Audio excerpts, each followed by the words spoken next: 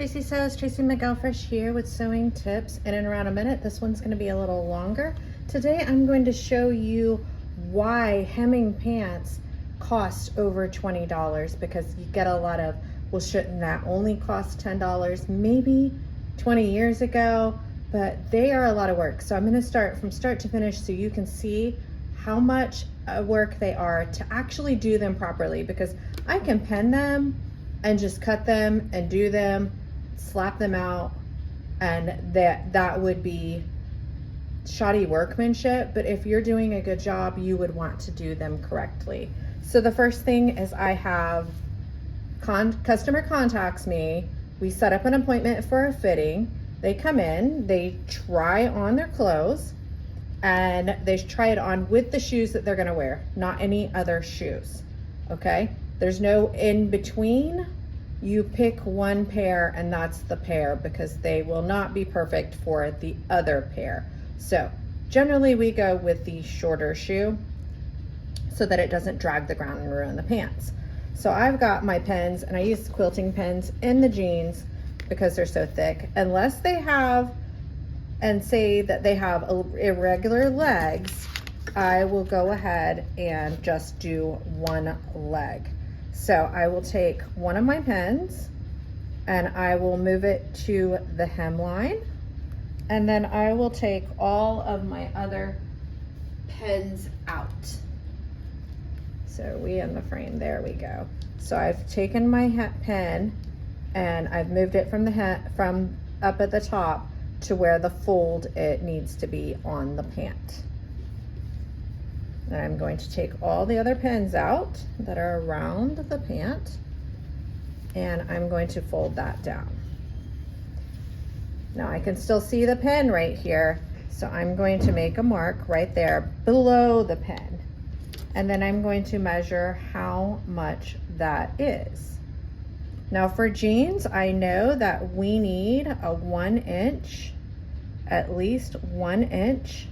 And I'm getting very, very lucky here. So when clients call and they say, I only need a 1/2 inch taken off, that's actually more work to just take a 1/2 inch off.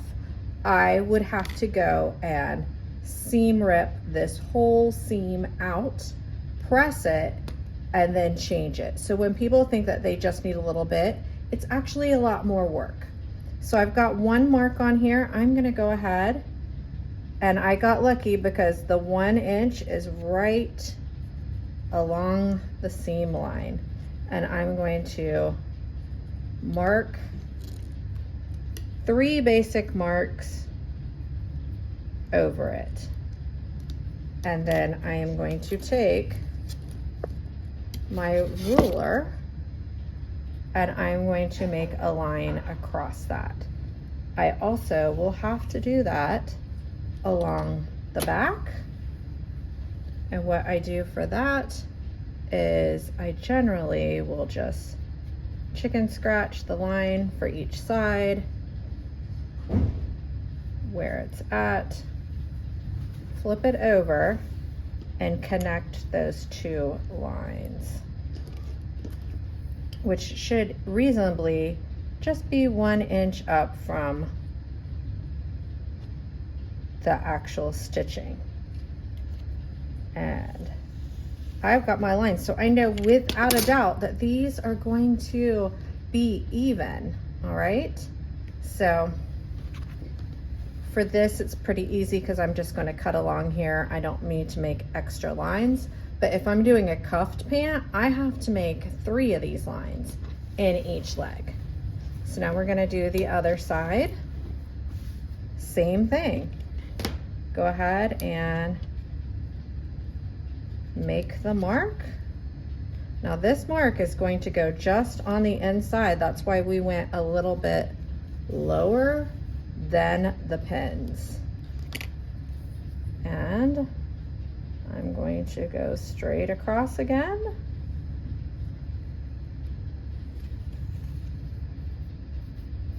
There we go. And do the back side. And this is kind of an easy pair because I do not have to rip out any stitches. And I'm like trying to have the long arm here to get it underneath the view of the camera. All right, let's match them up. It's quite repetitive. So you can imagine when I have 20 pairs of these in one day, it is a sewing marathon. And it is a lot of work for a little bit of money. $20 with wear and tear on your machine, setting the appointments up, and doing all of that is a lot. Okay, since I'm going so close to the stitches, I am only going to cut one layer at a time to be safe, because I need exactly that inch. So I am cutting just alongside those stitches. I also believe it's that time of the year that I need to have all of my scissors sharpened. I like to sharpen them myself with a whetstone, and I put Sharpie on the blades, and when all of the Sharpie is gone from rubbing them enough, that means that I have succeeded in hopefully getting them sharp enough.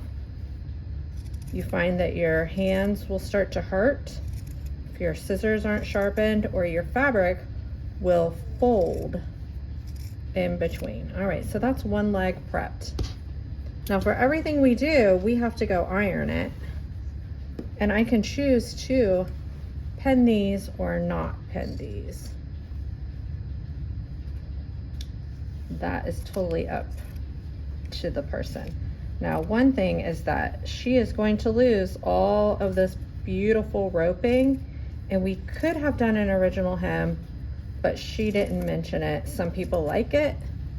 Some people don't like the original hem at all. And that is a technique where you fold the hemline up into the inside. People that like the original hem are not just about the roping, but usually they're expensive jeans that they want to keep intact for resale value. And you can still see my chalk line right there. And we're gonna move over to the ironing board, and I'm gonna show you how I press these. And again, this is gonna be a longer video because it's going to be in real time. All right, that's it right here. All right, we're at the ironing board. I have the sleeve / leg board. My iron is on its hottest setting. I use heavy steam, and it's going to need some water. So this is a brand new iron. It's been a little tricky getting it open, probably just because it's new, like a new machine. All the levers are a little harder to click, but this is supposed to be a really good iron. The last reliable iron that I have from this brand lasted over 10 years. All right, so now we have to turn the pants inside out. We're gonna do a bit of turning here. This is why I call them flipping breeches, because I'm flipping people's breeches inside and out. These are new, and the possibility is that they could shrink. And we can take that pin out now. You'll want to grab your pins if you're new to this, and to put some pins in. And I'm going to go ahead and press up to that line and just make sure that you can see what I'm doing here. And I'm sorry, this is my first time actually doing a tutorial with the top down camera. So I'm just smoothing it out with my finger, and I'm going to give that a press. And I'm going to do this all the way around the leg. I started hemming as a child because my mother didn't believe in buying anything new, and she would take us to the thrift store and give us $20, which was probably like $100 back then. And you could buy a trash bag full of clothes at the thrift store we would go home and hem things, and now I see that, you know, like basically taking what would be really cool vintage today and just removing sleeves, hemming, making things really short, trying to make it more 80s than 60s. But I learned a lot from deconstructing. Okay, so I've gotten all the way around the pants with the first one. Now I'm just going to poke the second one in. I know I'm along that line. I know without a doubt they are going to be straight, and that's going to give me my 1/2 inch seam allowance. And if you want to, you can put a little pin in. I actually like to put my pins in so they're over the edge. As I'm sewing, I can grab them. And we're gonna go all the way around here.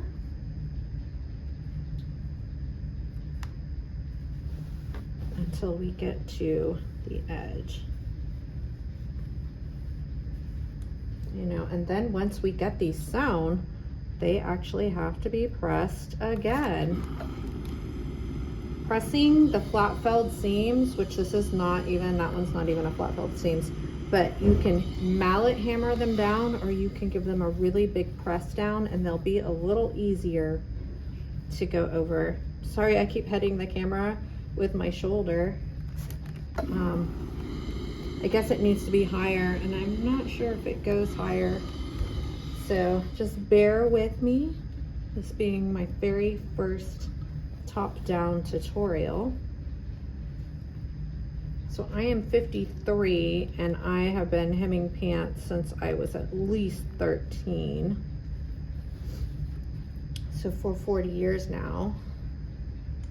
And now that has become, between teaching, mentoring, volunteering, this is just part of my life. The thing that people don't understand, even though hemming pants is one of the easier things in alterations, is that there is quite a bit to it if you want to do it right. If you want to have your pants come out right.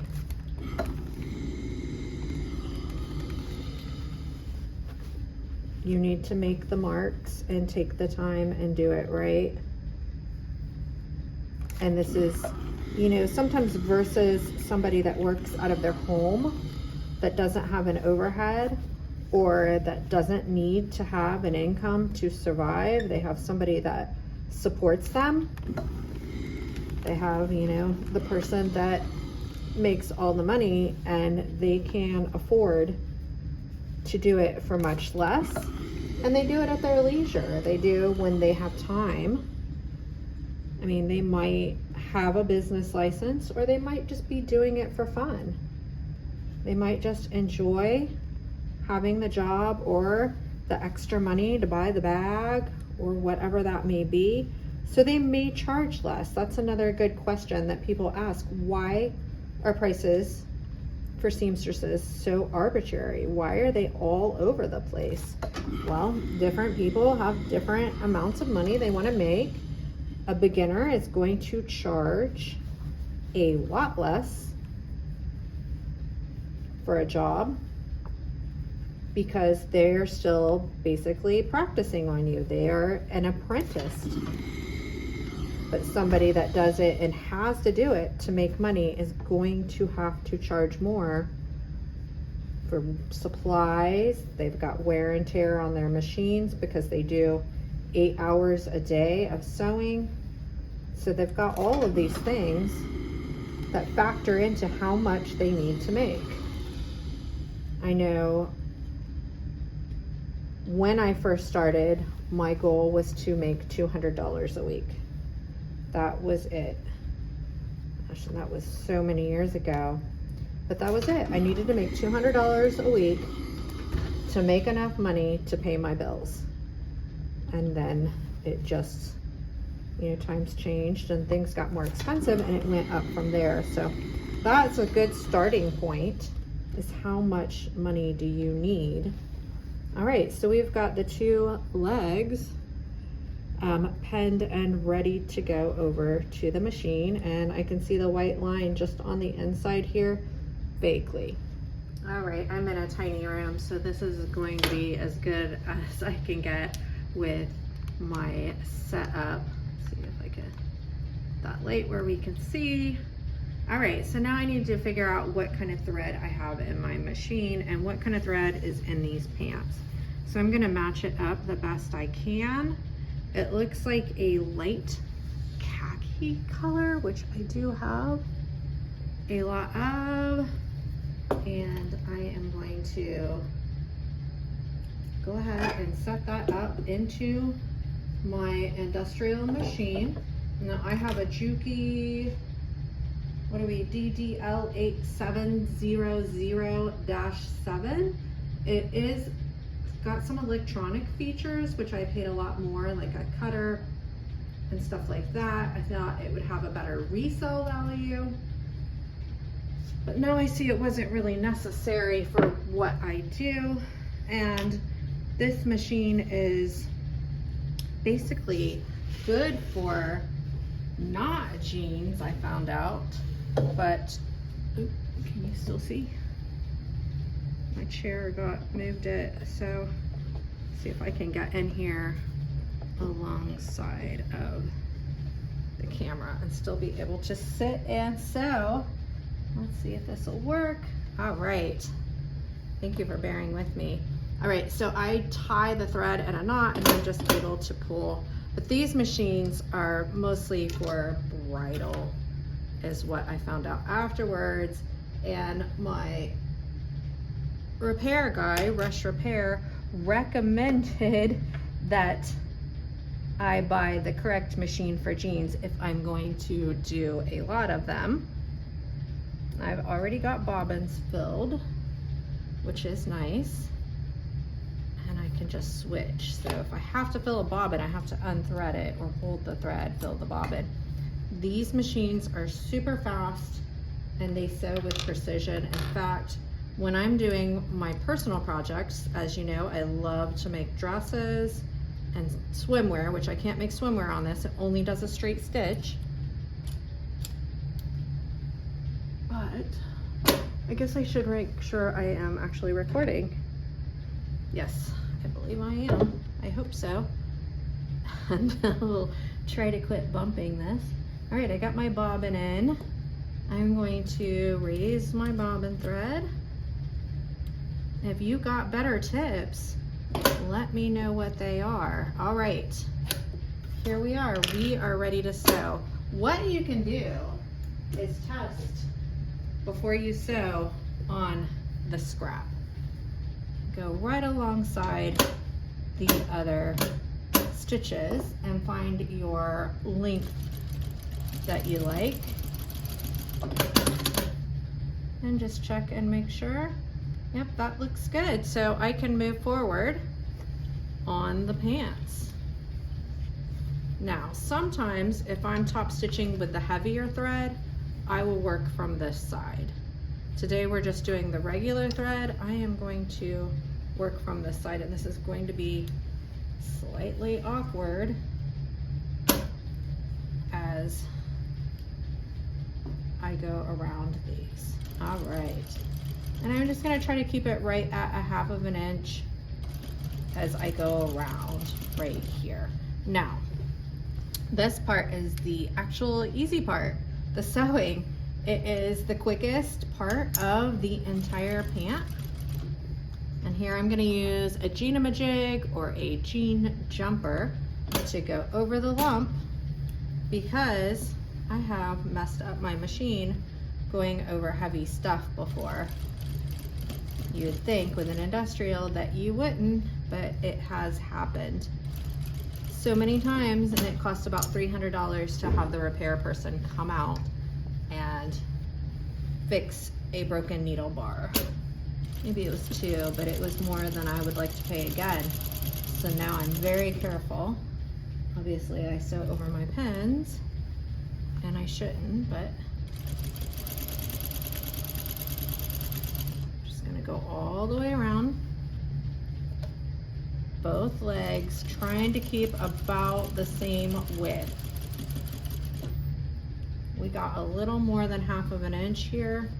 If they wound up being too short,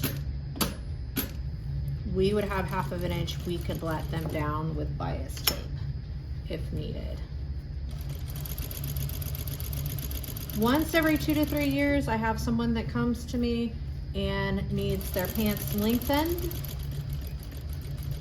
which is very rare, but there are people taller than the tallest size, and I will undo their hemline and add bias tape to the inside so that we're only using 1/4 inch, and you can usually get 1 inch out of dress pants.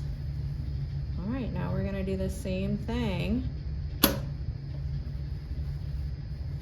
again. And you know what? And then I have like 10 more pairs of these to do today.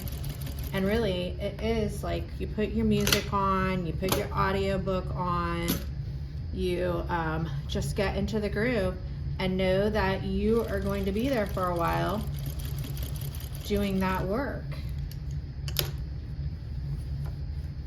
That it's not fast work. It's not retail where you're kicking back, ordering stuff, getting people to come in, where most of your work is sales. I do very little advertising that I do alterations.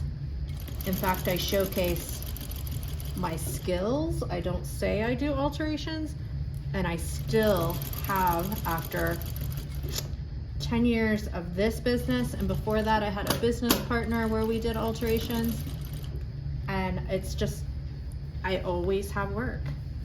There is a shortage of people that sew for others, and it's one job that AI cannot take from me, because AI has to have hands and do the work.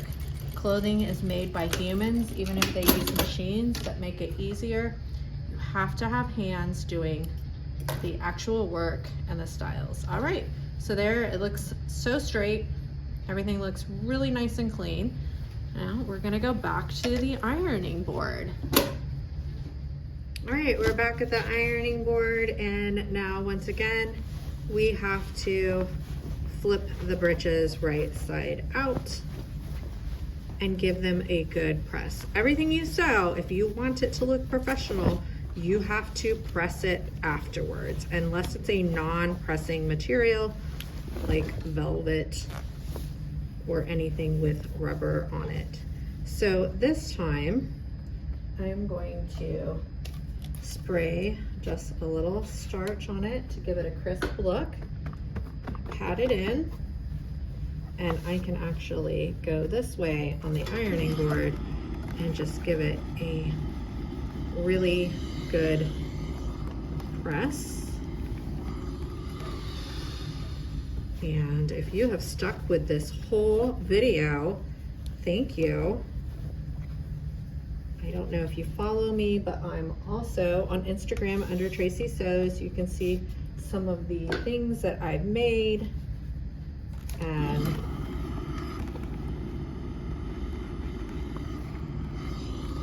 more about me there. I have a Rosewood Art Center studio. I rent a room inside of Rosewood in Kettering, and I primarily do alterations. All right, last part of doing these pants. So we've got them pressed, got them all done. We will want to fold them, and I like to fold them up so that when they come, I can show them my work really quickly and easily. So I like to fold them and then fold them again, and just double check for any strings. There's a little tiny string right here popping up, and just double check them and make sure that they look great. And then you're gonna want to take their ticket, and you're going to want to check mark the work you did off, so it's obvious. So that's it. Tracy McElfresh, Tracy Sews. Thanks for watching my video, and I'll talk to you soon. Bye.